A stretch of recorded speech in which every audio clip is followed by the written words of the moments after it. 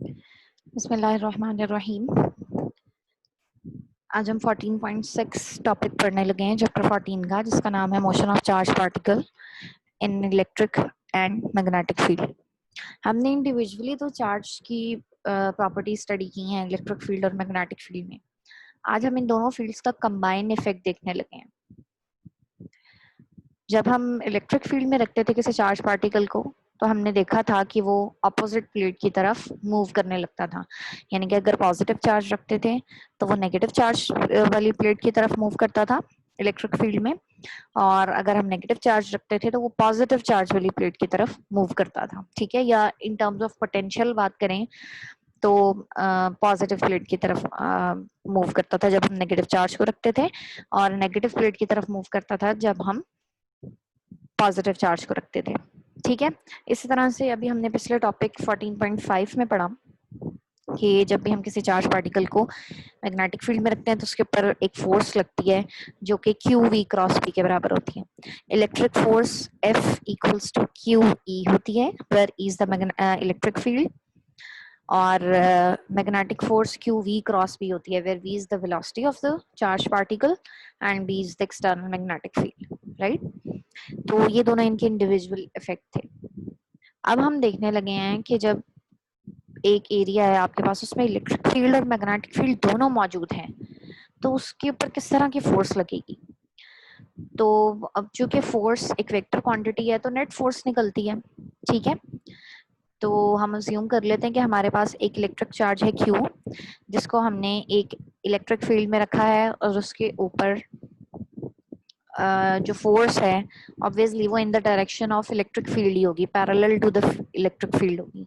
वो F equals to Q E है, where E is the electric field intensity. ठीक है, अब अगर हम कहें कि चार्ज फ्री है, यानी कि हम उसके ऊपर कोई वर्क डन नहीं करवा रहे, कोई हिंड्रेंस नहीं है, तो इस इलेक्ट्रिक फोर्स की वजह से उसके अंदर कोई एक्सेलरेशन प्रोड्यूस होगा। ठीक है, मूव करेगा ना, फ्रीली मूव कर रहा है, हम कोई वर्क डन नहीं करवा रहे। तो वो जो एक्सेलरेशन है वो हम कैसे निकाल सकते हैं? By second law of Newton, second law of motion, F equals to M A. तो वहां से A जो है वो F ओवर M होगा, और F की जगह जब हम क्यू ई लिखेंगे तो ये आ जाएगा क्यू ई ओवर M। ठीक है, अच्छा जी, एक बहुत अहम चीज है, if electric field is uniform then acceleration is also uniform, and hence the position of the particle at any instant of time can be found by using equation of uniformly accelerated motion, जो कि अभी हमने ऊपर निकाली है।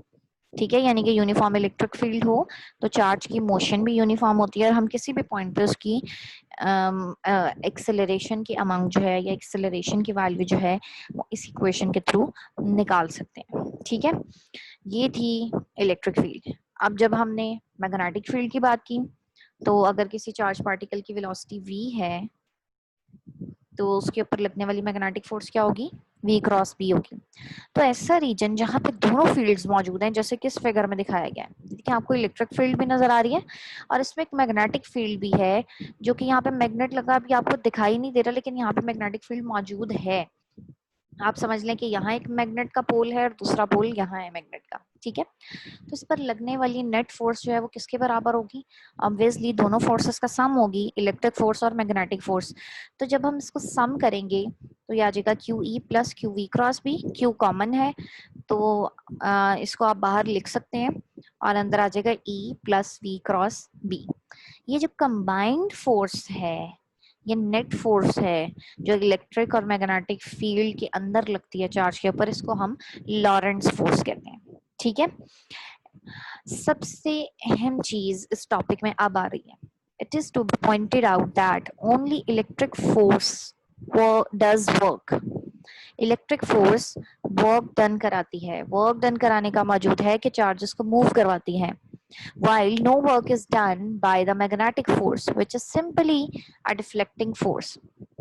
तो note कर लें ये बात कि acceleration in the charge particle is produced by electric field and magnetic field only deflects the motion or the path of moving charge particle। right, ये बात आपने याद रखनी है वर्क डन या एक्सेलरेशन जो है वो इलेक्ट्रिक फील्ड में होता है, और मैग्नेटिक फील्ड सिर्फ और सिर्फ मूविंग चार्ज पार्टिकल के पाथ को डिफ्लेक्ट करती है। मैग्नेटिक फील्ड कोई वर्क डन नहीं करती, कोई एक्सेलरेशन प्रोड्यूस नहीं करवाती। ठीक है, ये इस तरह का एक शॉर्ट क्वेश्चन भी आएगा, उधर हम इसको सॉल्व करके देखेंगे। अगर अभी आप सॉल्व करके देखना चाहते हैं तो आप क्या करें, वर्क डन लिखें। ठीक है, वर्क डन लिखेंगे तो वो आ जाएगा एफ डॉट डी, यानी कि एफ टी कॉस थीटा। तो आपको पता है कि मैग्नेटिक फोर्स की डायरेक्शन क्या होती है, हमने देखा था जिस डायरेक्शन में डिस्टेंस यानी कि लेंथ कवर हो रही है उसके परपेंडिकुलर थी, यानी कि थीटा 90 का था, तो कॉस 90 जीरो हो जाएगा, तो वर्क डन जो है वो जीरो आ जाता है। तो इस तरह से प्रूव होता है कि मैग्नेटिक फोर्स कोई भी वर्क डन नहीं करती, मैग्नेटिक फोर्स सिर्फ और सिर्फ डिफ्लेक्टिंग फोर्स है। ठीक है, दोबारा से रिपीट कर रही हूँ, इलेक्ट्रिक फोर्स एक्सिलरेटिंग फोर्स है, यानी कि ये चार्ज के ऊपर वर्क डन करती है या फिर एक्सिलरेशन प्रोड्यूस करती है। मैग्नेटिक फोर्स एक डिफ्लेक्टिंग फोर्स है जो मूविंग चार्जेस के पाथ को डिफ्लेक्ट करती है। अगर चार्जेस मूव नहीं कर रहे यानी वेलोसिटी जीरो है तो मैग्नेटिक फोर्स भी जीरो होगी।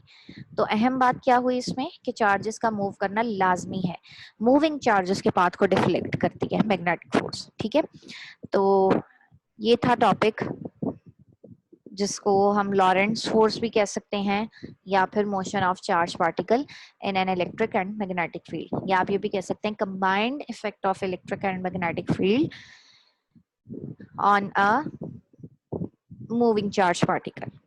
Thank you.